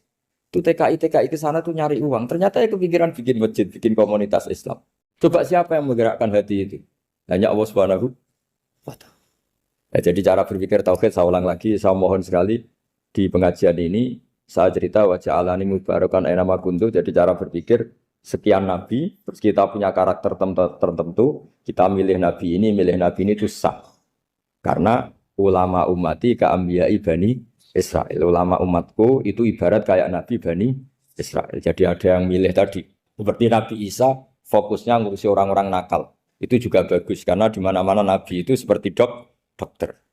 Tapi Nabi Yahya hanya berkawan sama orang-orang soleh. Kita tahu berkawan orang fasik itu resiko ketularan. Iman pas-pasan wae kancana nang fasik kan taqabbalallahu minna minkum gitu. Wong kamu sendiri tidak sehat-sehat amat berteman orang penyakitan kan bahaya. Tapi kalau kamu sebagai dokter kok hanya berteman orang sehat lalu kamu apa? Penelitiannya gimana? Masa saya dokter spesialis pernah penelitian semua orang sehat saya pernah saya teliti. Itu dokter aneh apa enggak? Saya dokter spesialis TBC, spesialis paru-paru. Yang kamu teliti siapa? Semua orang sehat. Pernah meneliti yang sakit? Tidak pernah. Kan ya jadi dokter aneh. Tapi misalnya terus kamu sendiri terus berteman orang penyakitan terus kan ya rawan tertular. Nah, ini ada dua figur yaitu Nabi Yahya dan Nabi siapa? Ya saya kira demikian. Kalau terangno generasi Nabi nggih kersane gampang. Nggih Nabi pertama Rasul niku Nuh. Nak mbok hitung nggih Adam. Nggih nak mbok hitung kabeh napa Adam. Tapi sing masyhur kalau terangno urut nggih kersane nak manani Quran gampang hum Adamun terus Idrisu Nuhun Huduma Soleh wa Ibrahimu kullu mutabak. Ibrahim nomor 7. Berarti Adam hum Adam Idris, Nuh, Hud, Saleh, sinten? Adam Saleh, hum Adamun Idris, Saleh wa Ibrahimu, Lot nggih. Lot wa Ibrahimu bareng. Dhisik pundi? Pokoke bareng. Nabi Lot niku nak ngundang Ibrahimu paman. Terus Ibnul Khol, napa wae paman keng ibuke Nabi Ibrahim. Pernah ponaan. Khol itu ponaan saking pinten? Ibu. Berarti Ibrahim nomor 6 nggih, utawi Lot nomor pinten? 6. Hum Adamun Idrisu Nuhun Uduma Saleh wa Ibrahimu kullum muttaba Lutun wa Ismailu. Ishaqu kada Yaqubu Yusufu. Niki penting kula aturaken. Terus kesepakatan tiyang Nasrani bahkan orang Yahudi. Nabi Musa niku mbek Nabi Ibrahim senior Nabi sinten? Ibrahim. Tapi utek wis kadung kualik, kadung keliru. Wong Yahudi nak nganggep Nabi Musa itu segala-galane, nabi sentral, nabi induk. Mulane wong Yahudi niku uripe teng Madinah riyen. Teng pundi? Madinah. Eleng-eleng. Tangganan mbek tiang-tiang Ansor. Iku wong Yahudi nak sumpah walladzi ikhtara Musa alal bariyah. Demi zat sing milih Musa ngalahna wong saalam dunya. Wong Islam ra trimo. Walladzi ikhtara Muhammadan alal bariyah. Demi zat sing milih Muhammad ngalahna wong sak dunya. Akhire jotosan. Mulane ki aja gedeng wong Yahudi nemen-nemen. Kok awal ana jotosan perkara nabi niku wong Islam mbek wong napa Yahudi. Barang jotos-jotosan niku hikmahe gedhe niku. Dia niku terus wong Kanjeng Nabi dawuhe ngeten, Nabi ku yo piye, pancen nabi ora kena diwarai, semoga nabi. Nabi malah ngandani sahabat Ansor ngeten, la tufaddiluni ala Musa. Kowe aja geman mulya-mulya anakku nganti ngalahno sinten Musa. Musa iku sampeyan nak kiamat. Bar gempa bumi besar iku Musa iku tak delok iku wis cekelan tiang aras. Dekne mbek gedak-gedak nyerbeti lemah sangka rambutnya. Jadi Nabi Musa itu supaya ngetan-ngetan buai lemah saking rambutnya. Wong tangi turu saking kubur. Terus dawuhe Nabi, aku iku ora roh. Dekne lagi tangi, apa dhisik aku? Pokoke ketemu wis ngono iku. Lucu ta Nabi. Nabi ku nak wong Yahudi ku yo piye, yo mangkel, yo seneng, yo campur-campur. Akhirnya ana perdebatan. Perdebatan itu syaratnya jare Nabi ku engkau nak debat sing ilmiah dari Kanjeng Nabi. Iya dari orang Yahudi. Kanjeng Nabi terus gawe cerita mulai nek. Ana alamilati Ibrahim. Kowe aja geman nyalano aku. Aku iku alamilati Ibrahim. Hampir semua ulama niku sepakat satu-satunya nazoman sing Nabi urut sesuai periodene namung teng Aqidatul Awam sing dikarang Sayyid Marzuki. Mulane dadi kitab legenda teng Indonesia. Mergi urutan Nabi sing urut niku namung teng kitab napa? Aqidatul Awam. Termasuk dhisik Lut, Ibrahim, Ismail Guri. Mergo Ismail iku anake Ibrahim. Sementara Lut itu semi kanca, napa? Kanca mbek anak dhisik kanca. Mergo kadang kanca kawin wis nekani anak mrongono. Lah Nabi Lut Ibrahim semi napa? Kanca. Mulane fa'amana lahu Lut wa qala inni muhajirun ila rabbi. Dadi Lut itu semi kanca mbek Nabi Ibrahim. Nabi Ibrahim nabi pinter. Senengane nglawan malaikat Jibril. Jadi mulai dhisik nabi ku mbek Jibril dibantah-bantah. Terus era mursyid itu wong bantah ora oleh. Riyen biasa bantah-bantah. Mpun nggih kula terangno ya. Terus tiyang Yahudi niku mbek Nabi Muhammad ora oleh dinyek. Akhire wong Yahudi ku keterucut keliru. Musa saking hebate, Ibrahim pengikut Musa. Lah iku ketok gobloke. Mulane dinyek Quran ya ahlal kitab. Lima tuhajuna fi Ibrahim tahwama unsilatit Taurat wal Injilu illa min ba'di. Mulane ha antum haula'i hajastum fi ma lakum bihi ilmun. Falima tuhajuna fi ma laysa lakum bihi ilm. Hei wong Yahudi, mau kan etika perdebatan kita, jare Nabi kudu ilmiah. Iki debatnya wis gak ilmiah. Ibrahim mbek Musa dhisik ndi? Wong Yahudi muni dhisik Ibrahim. Lah iya wong dhisik kok pengikut ngeri. Jadi padha karo Mbah Hasyim Asy'ari ku anut ruhin nak yo aneh. Wong Mbah Hasyim luwih dhisik Misalnya Mbah Hasyim Asy'ari ku pengikutnya Hasyim Muzadi. Lah edan to. Mereka sange senenge Mbah Hasyim. Lha riyen Mbah Mun nate ngeneng santri niku ngantos ken metu. Gara-gara niku Mbah Mun tanglet. NU mbek Imam Syafi'i apik dijare apik NU. Mergo takoki wong Madura. Dadi NU ora agama teng Madura. Islam mbek NU jek mulya napa? NU. Wong lawan Islam dibar, tapi nek nglawan NU. Paham. Ora fanatik wong Madura mbek Islam, tapi fanatik. NU nganti takoki Mbah Mun NU mbek Imam Syafi'i apik dijawab apik NU. Padahal NU pendirine Mbah Hasyim anut Imam Syafi'i. Lah meneh wong alim-alim sing mutung mbek NU langsung nyekeli madzhab Imam Syafi'i. Perkara NU jog diorganisasekno fatwane ra macam-macam. Ana wong alim terus mencolot langsung anut Imam Syafi'i mergo anut organisasine kadang kecewa paham nggih. Wong dukung mendukung paham nggih dadi. Iku Quran. Dadi mulane nak ngaji Quran nak sing saged nggih diangen-angen. Nek mboten saged nggih anut sing angen-angen. Dadi ya ahlul kitab. Hei ahli kitab, kowe kok berdebat tentang Ibrahim. Dan mbok klaim Ibrahim pengikut Ibrahim. Toh wa ma unzilatit Tauratu wal Injilu illa mim ba'di. Terus afala taqilun. Akalem udah kok ndi. Sebab itu Nabi Muhammad itu nabi paling realistis. Beliau gak tahu muni gawe negara Islam atau gawe agama Islam. Beliau berkali-kali ngendikan kul ma kuntu bid'am minar rusul. Aku iku ora rasul sing bid'ah. Mergo aku mau anut Ibrahim. Iku Kanjeng Nabi. Mulane umate niru aja sampai ketrucut. Umatku iku gawe Islam ora gawe Islam, aku mau anut Ibrahim. Cara Kanjeng Nabi kok muni pendiri Islam kok dikatakan orang barat. Iku Muhammad Rasido Nabi mergo dekne mustakil berdiri sing tercerabut sangka akar nabi-nabi dulu. Berarti gamane cara ngaji sanate Muhammad gak musalsal mergo dekne berdiri sendiri. Mulane ciri utama nabi mesti musaddiqal lima baina yate, anut ngarepe. Ngarepe anut ngarepe sampai tok Nabi Adam sampai langsung Allah Subhanahu wa taala. Lah saiki wong ngelem Nabi Muhammad itu ya ora pati paham. Nyongkone Nabi Muhammad itu nabi sentral dengan arti ya punjer. Punjere nabi itu dengan arti derajat. Tapi ora iso punjer dari segi silsilah. Mulane anit tabi millata Ibrahim napa Hanifa. Kudu ana sing dinut. Rupa-rupane milai sinten Ibrahim. Ya penting kula aturaken. Sebab niku jeng ben. Nah iki lucune, iki mulane nek ngaji aku sok ben gue sanggup mati ya, gue sanggup mati. Nabi Ibrahim ditakoki pangeran, "Him kowe tenan wis dakwahi kaumem?" "Mumpun Gusti, kula pun mulang kalimat tauhid." Padha niku Nabi sinten takoki malih, "Sa Musa, kowe wis tenan dakwahi umatem tauhid?" "Nggih sampun Gusti." "Sa Isa, kowe wis demen dakwahi umatem tauhid?" "Ya sampun Gusti." "Seksi sapa?" "Muhammad," jare lucu kan. Lah iku.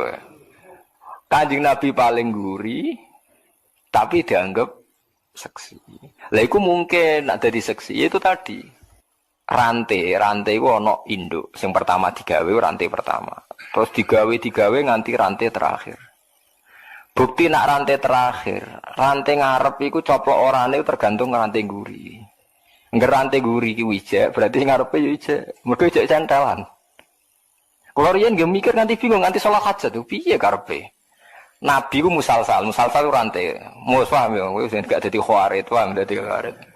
Rantai ku nak sing ngisor iku ijek gandengan kados kalung utawi napa sing tau dikalung bojone rantai aku ya ora tau duwe kok rantai ngono. Rantai luwih ana anggere wong duwe ruket sing duwe tak nyancang wedhus ya. Rantai ku nak gelang sing pol ngisor gak coplok, berarti bukti gelang dhuwure ijek. Paham ya? Nak gelang dhuwure ra coplok, gelang dhuwure ijek. Lah nak sing gelang pertama sing dhuwur misalnya Nabi Adam, ora ono seksine dekne berdiri sendiri. Mulane nek takoki ra iso jawab, "Dam buktine apa nak kowe dakwahi?" "Dam buktine apa?" "Sa Isa." Jawabe Muhammad jare. Mergo rantai ngisor ku nak ijek, berarti dhuwure ijek. Anggere ijek dhuwure ijek. Lha iku rasul iku kalimat tauhid itu musalsal. Mulane kabeh nabi ku jare anut ngarepe padha-padha mempertahankan kalimat la ilaha illallah. Ini disebut wa ja'alaha kalimatam baqiyatan fi aqibihi. Ciri utama nabi gawe kalimat la ilaha illallah abadi. Mulane kowe sok ben wong apik ora iku krana anak putumu. Paham mungkin ya. Angger anak putumu salat wong apik berarti ke wong apik. Mergo cebloke apik. Mulane kira usah bangga dadi wong saleh saiki. Angger bedigasan anak yo koyo bapak, pedhot berarti kowe paham nggih pedhot. Perkarane pas pangeran takok, "Cung, kok ana rante copok dian ki anake sapa duka Gusti?" Lah iku perkara ya iku. Mulane ciri utama wong apik ku ning turunane. Mulane idza matabnu adam ing qata'a amaluhu illa min salasin, termasuk awaladin saleh. Ane kados kula niku bapak kula riyen nak ngandani kula, hak kowe kudu alim ya hafal Quran. Mergo dhisik Bambam ya alim hafal Quran, nak ora pedhot. Aku iku pedhot. Jadi kula akhirnya mulai alit ngapalno Quran. Ngapalno hadis. Kirin babah kula ya wong alim pedhot. Engko aku iku pedhot. Kula sakniki pede mulang perkara ning ibadah. Asline cara ati kula nggih gak duwe nyali karena saya punya anak di putu. Paham gitu. Terus seksi iku ning ngisor, angger rantai iku ijek ngisor berarti ana tautane ning dhuwure. Dhuwure ana tautane ning dhuwure. Mulane pas ditakoki seksi sapa ummatu Muhammad disebut fa kaifa idza ji'na min kulli ummatin bi syahidi wa ji'na bika ala haula'i syahida. Mat ke somben tak dadekno seksi nyekseni para nabi nak wis dakwah. Nabi terus nangis mergo sungkan nyekseni nabi-nabi senior. Mane nabi nangis pasti wacana napa fa kaifa idza ji'na min kulli ummatin bi syahidi wa ji'na bika ya Muhammad ala haula'i napa syahid. Eling-eling. Mulane sakniki Kanjeng Nabi sing sakniki. Nggih Kanjeng Nabi tenan sing sakniki niku tesih sugeng. Paling sering didongakno nggih kula jenengan sedanten. Kok ketok ajarane Nabi ku bener nek ana sing terusno saiki. Sekali iki terputus, genti Ahmadiyah, ya wis nabine loro. Paham ya? Paham ya? Sekali kowe ra ndek turunan Ahmadiyah wayo anake papat kowe sitok, ya mayoritas Ahmadiyah. Wah iku terus butuh strategi, iku eling-eling ya. Mulane agama iku dikawal ku loro. Siji ku ambek hujah, ambek logika. Loro iku ambek anak turun. Apa artine logika nak kalah mayoritas? Kalau baleni malih, apa artine logika nak kalah napa mayoritas? Misale wong Indonesia iku 2000. Sing Ahmadiyah iku 19000. Gak usah hujah-hujahan tapi mayoritas. Nabi kok sitok. Nabi ku loro, dadi mitraan. Muni ngono kabeh. Sing 1000 nak yakin Nabi Muhammad nabi akhir zaman, minoritas. Suwe-suwe wong kan terpancing. Masuk akal loro cah mitraan cah mosok. Sing ngomong mayoritas. Nah, mulane mayoritas harus dipertahankan. Mulane kowe aja gedeng wong wayo, mergo iku nyepetno napa mayoritas. Soal kono dhe masalah ben diurusi dhewe, tapi kira usah gedeng. Wong kono masalahe dhewe kok. Paham nggih? Niku penting mayoritas. Mulane iku sirine dawuh Nabi tanakahu tanasalu fa inni mubahin bikumul umam. Aku iku bangga anak umatku akeh. Mergo kadang masalah ora iso dihujahno. Mau anut mayoritas. Saiki sampean tak bedheki. Dalil ahli sunnah aku yakin tak gak? Kowe yakin gak bener ahli sunnah? Yakin kan?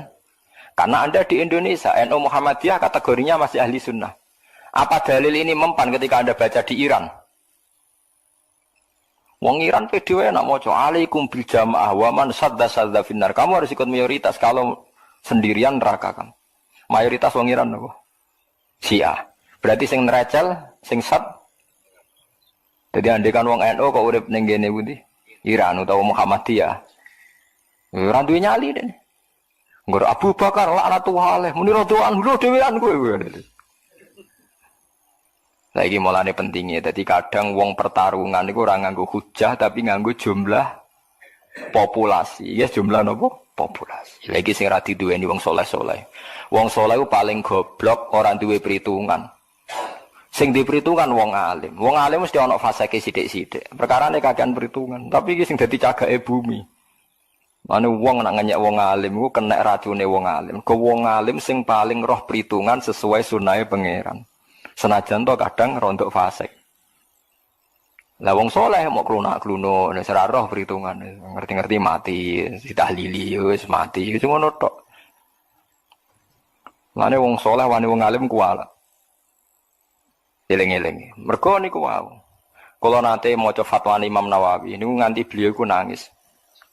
Umpama wong sak donya iku Islam kabeh, fasik kabeh, iku wajib untuk saham. Piye wae ndekne memberi kontribusi, Islam tuh enggak barang asing. Saya saiki jajal misalnya mayoritas ning donya iku kafir, ana Islam soleh, kualitas A tapi mau sithik. Islam jadi barang nopo asing. Kalau baleni malih, misalnya sak Indonesia iki wonge 1 juta. Ono Islam 100.000 tapi kualitas A. Ambek 900.000 tapi kualitas C. Cara kowe bener di. Atuk 900 kualitas C, sementing la ilaha terkenal, fasik sithik-sithik lah. Timbang kualitas A tapi sithik. Mergo nak sithik ora iso izzatil Islam wal muslimin. Jadi suwe-suwe nak sithik kan meskipun kualitas A cara pengamat darane sekte itu. Aliran no. Mergo sithik. Tapi nak akeh fasik lah tatonan selawatan, masyaallah kan udah terus. Wah, wong saya Indonesia alhamdulillah sing tatonan ki melok napa? Selawatan. Tatonan tukang parkir ngaji. Wah, enak pokoke Islam Indonesia kuwi enak. Angel wong Jawa Timur wong ape lomba judi nggih sowan kiai. Bal-balan itu bali digawa nggo sowan napa? Suwuk, Mbah, persane menang, Mbah. Lha iku penting, dadi mayoritas iku penting. Walane alaikum bisawadil azam wa sadza finnar. Wong saleh ora duwe perhitungan ora duwe. Paham nggih? Lah iki penting kula aturaken. Terus wong kudu ro. Lah, dalam hal ini nabi paling sial Nabi Isa. Paling elek nasibe. Mulane njing ben kula njing ben nak teng akhirat nabi paling kula kepen ketemu Nabi Isa. Nabi Muhammad karuan wong nabi kula. Cara kula ketemu Nabi Muhammad kok jenggon nabi sing bareng ketemu sapa? Kula kepengin sowan Nabi Isa. Kon nabi paling nyesal Nabi sinten Isa. Lara-larane wong nak disalah pahami penggemari. Mulane sing ngaji kula sakniki harus siap bersaksi. Hadis ning Bukhari iku sahih. Nabi ngendikan fa'arju an aku na aktsarahum tabi'an yaumal qiyamah. Nabi itu mengklaim bahwa pengikut beliau itu terbesar di dunia sampai kiamat. Tapi coro statistik dunia yang diomongkan, didengungkan oleh media, oleh buku-buku, mayoritas agama di Indonesia yang di dunia kan Kristen. Islam nomor 2. Ini ku coro kula keliru. Nak sing terkait Isa iku keliru. Nggih sing terkait Isa napa keliru. Kelirune ngeten. Nabi Isa iku cara jenengan nabi boten? Nabi kan. Wong bener napa wong salah? Wong bener. Artinya ketika Isa diposisikan sebagai Tuhan, Nabi Isa membenarkan enggak? Mboten kan?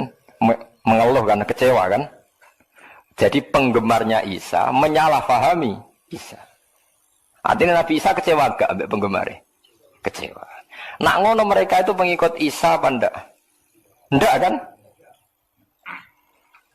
Berarti misalnya wong Kristen jumlahnya sak donya sak miliar iku hakikate ora pengikut Isa. Ndak semua.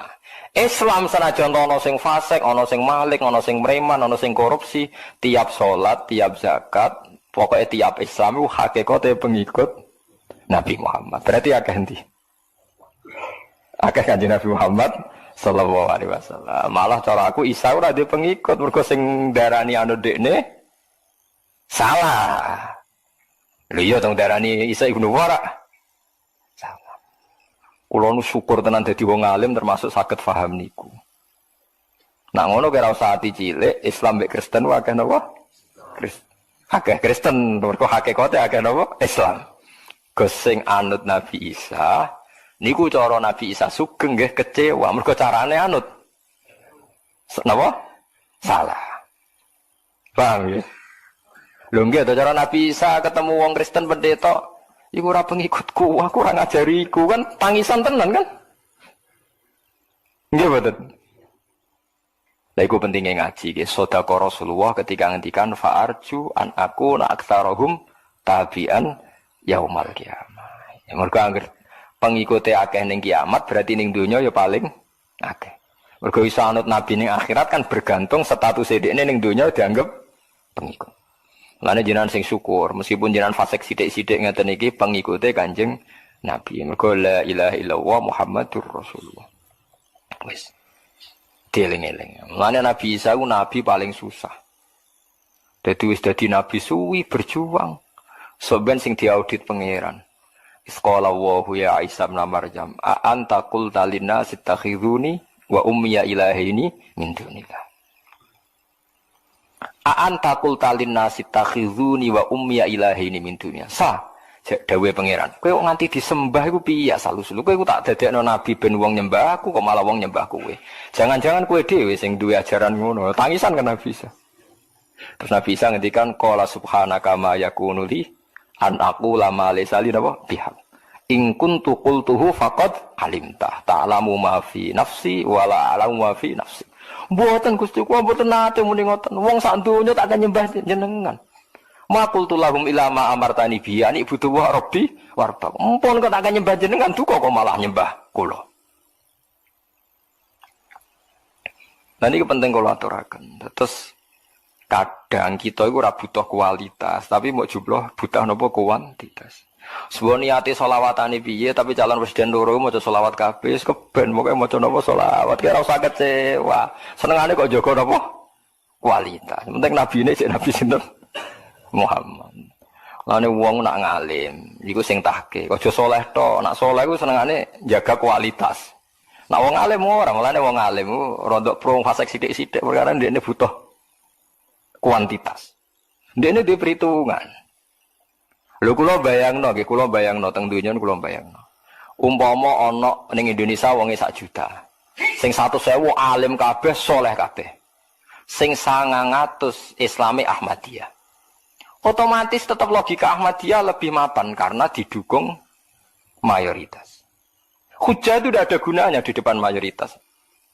Niku hebatnya Kanjeng Nabi ngendikan tanakahu tanasalu takasaru wa fi riwayatin mergo fa inni mubahin bikumul umam.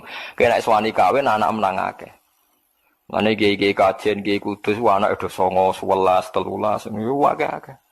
Kula de kanca Gus dijek 6, anake wis 9. Tak tahu dijek 6 9 jimen pinter Gus duka Gus kados kowe kathah niki. Saniki niku umure sik sak kula anake pun 9. Urip kabeh. Dari tak takoki, wayah iku Gus, masalahe keberatan. Jane wayah anak akeh lho Gus. Jupute babon sita tak gebut yo. Lah teori kene iki ditentang mbek wong kabeh, ya ditentang negara, ya ditentang ekonomi. Ditentang nopo? Ekonomi. Saniki kiai-kiai alim nggih mulai fatwa cung anak loro wae cung yo ketok kok abot urip. Kula lah rencana anak nggih nak sak kula nggih papat, tipe kata-kata nggih papat napa 6 lah.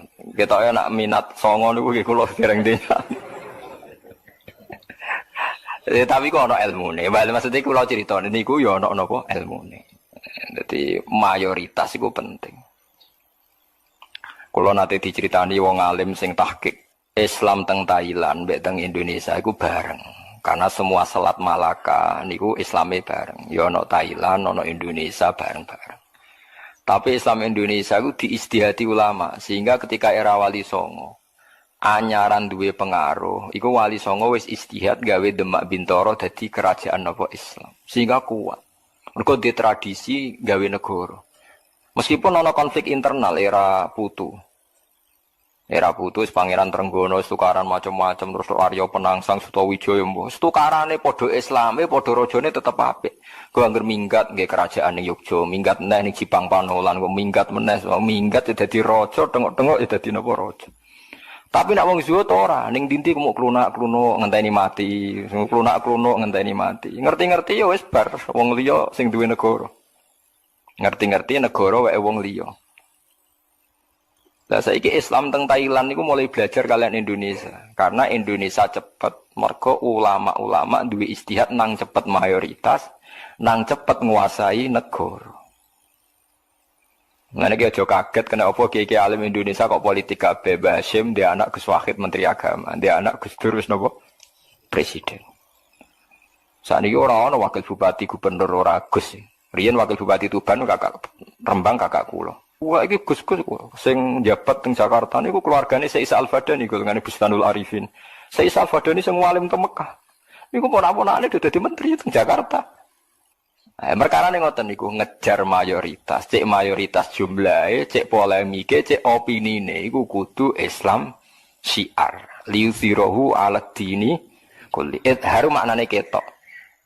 Saya sampean saiki tak tasrifno zuhara yadharu zuhuran maknane napa? Ketok. Nak dianut wazan afala adharo yudhiru. Ketok iku mayoritas ta minoritas? Mayoritas. Ana Mustafa sering tak amuk perkara kowe ora alim aku. Kowe salehmu dadi khawarit mbok terus-terus nang tak latih aja jemen dadi saleh napa khawarit. Kena saleh khawarit pokoke sithik lah nak napa kualitas. Yo paham iki penting kula atur. Nah sebab iku nabi ku ngoten niku. Nabi kudu dikampanyakno nak sak grup. Mane Nabi Muhammad bolak-balik aku anut Ibrahim, aku anut Musa, anut Isa. Nak nganti Nabi dianggap mandiri, kecelakaan. Perkara ini kecelakaannya terus mendingan Nabi jare wong Yahudi. Musa itu beda mbek Muhammad. Wong jare wong Nasrani, memang Isa itu beda dengan mergo ajarane Nabi dipisah. Bisa lah iku mulane dikon maca ning akhir surat Baqarah, ciri utama wong Islam sing bener apa la nufarriqu baina ahadim mir rusuli. Semua rasul itu sama, cara pandang sama, cara bertauhid sama. Lah saiki wong tahlilan wis ora jiwai iku. Lan fariqu baina hadim Rasulullah qalu maksude piye ora roh. Wis pokoke buanter, bariku kiye entuk sangu mulai wis bar. Wis ngono. Titip bagi donga nggih. Dadi 10.000 wong sitok lho nggih. Waduh. Kena wae ruwatan pusing ngono. 10.000 wong sitok, nak titip donga wong telu ya 30.000. Lha ngono 5.000 wong salba oleh, 5.000 separuh Fatihah lho. Suwe-suwe ra ono pos kilat. Oh, nak 100.000 cepet ya repot. Kiai sing tukang maca wonten niku anak buahku lho. Ini diumumno tenan. Kirim donga kalian tiang-tiang. Tak takoki. Lha kowe ora kesel. Pak ra disebut ngamuk. Mergo wis urun jare nyawa sitok niku. Wange ujar. Nah, tak sebut. Nanti mriki disebut napa mboten? Mboten. Disebut. Aku lho niku ya nate kan mimpin wonten niku. Kan mimpin tak apa ngene iki nggih udah yakin sedanten Allah sing pirsa dadi nek diterangno malah tersinggung. Aku perkara mau nyebut catatan wae bareng dikana tolong lempir terus meriang aku waduh. Lah aku wong alim ora kurang akal nggih kedah yakin Allah ku pirsa. Nek diterangno teman-teman niku tersinggung malah mboten mandi. Ya kok terus ra jenengan nyebut. Akali aku ora bento. Aku sanake kiai putu kiai diakali wong-wong. Jadi tawarai ke untuk menundukkan. Wong iki jenengan kedah yakin Allah menapa pirsa. Nek diterangno detail sawangane Allah kurang paham. Dadi niki malah menyinggung ngono terus. Mugi-mugi Fatihah jenengan dugi sasaran. Nggih pun mboten sajenan pikir Al-Fatihah bar pun. Dadi penting ya terus kalau suwon lewat ngaji niki mong Islam Indonesia wis ditakdir mayoritas. Mayoritas ini harus kita jaga. Ojo pepeh kuwi saleh terus wong sing anut sunah Rasul. Pulau Islam anut sunah Rasul. Pulau Islam wong fasik. Dalam hal tertentu kita butuh kuantitas. Lho soal kependadani dadani wae tapi ra usah keluarkan dari kalangan. Ra usah keluarkan dari nopo kalangan. Sekali Anda keluarkan dari kalangan, maka nanti jumlah kuantitas akan berkurang. Dan itu mengurangi idhar. Padahal di antara tujuan agama ini, liyudhirohu alat dini kulli. Idhar itu enggak harus menang, tapi lebih muncul. Lebih nampak, lebih mayoritas, lebih bisa membangun opini. Nah, kalau senang mawon. Nah, ada solawatan rame, senang mawon. Semua paham tau ora, pokoknya solawatan rame senang. Cuma yo butuh wong alim-alim sing iso menjaga penjelasan kualitas napa selawat.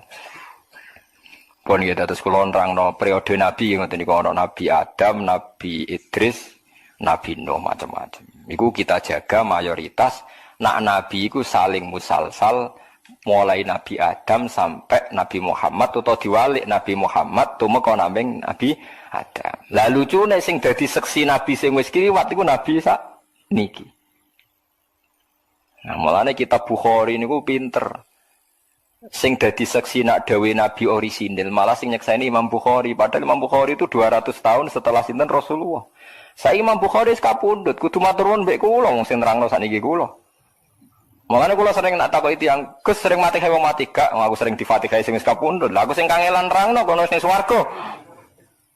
Kados Imam Bukhari sakniki kan enak-enakan, sanggep ae teng swarga utawa rondok lah, misale swarga rong buka nggih mun lho nggih to jarene kan swarga saiki rong buka wis raudhatun min riyadil Cina wis dianggap ning wis kono wis penak aja kene sing cek kangelan di umat nak khusyuk pintu Wong anggere sing sregep lomo ora pati rowan. Wis ora ono sing sempurna. Jare bapak nak didik kula, kowe nek sing ngiyai roh dhewe ha. Sing tukang iktikaf mesti sing ora pati urun masjid. Wis sing tukang urun mesti ora tau iktikaf. Lha urip wae. Niku nyata, artine gak ono sing ideal. Wong dalan-dalan kon urung masjid seneng deh. Sementara aja kon iktikaf.